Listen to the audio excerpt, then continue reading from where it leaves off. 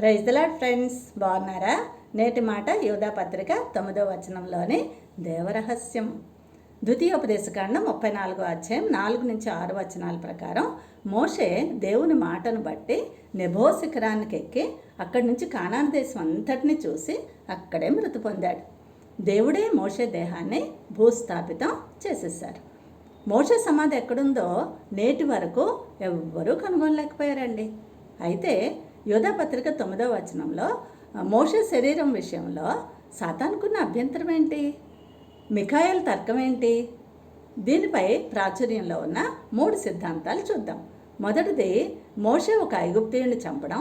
రెండవది, మెరిబా జలముల యొద్ద కాని మాట అంటే ద్రోహులారా అని పలికి దేవుని మాటను ఉల్లంఘించడం అనే పాపాలు చేసినందువల్ల మోషే శరీరం తనకే దక్కుతుందని అపవాది వాదన. రెండవదిగా చూస్తే మోషే శవాన్ని దేవుడే పాతిపెట్టడం సాతానుకు అస్సలు నచ్చలేదండి.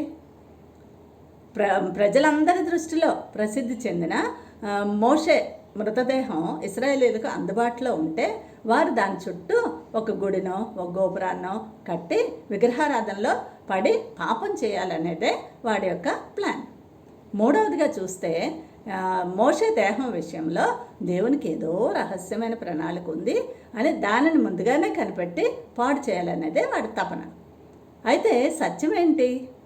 సాతాను జగడానికి కారణం ద అజంప్షన్ ఆఫ్ మోజెస్ అనే సూడెపిగ్రాఫల్ బుక్ను బట్టి దేవుడు మిఖాయేల్ను పంపి కానానులో ప్రవేశించలేని మోషేను పరమ కానానుకు పునరుద్ధానం చేయించారు.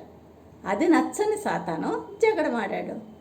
అయినా సరే మిఖాయేలు అతన్ని దూషించక తీర్పు దేవునికే విడిచిపెడుతూ జకర్యా 3:2 బట్టి ప్రభువు నిన్ను గద్దించునుగాక అని పలికాడు. ప్రియ విశ్వాసి, నీవెంతటి అధికారంలో ఉన్నా నీ ఆధ్యాత్మిక పోరాటాన్ని ప్రభువు చేతిలో పెట్టి తీర్పు తీర్చే పని దేవునికే అప్పగించాల్సిమా. Thank you. God bless you all.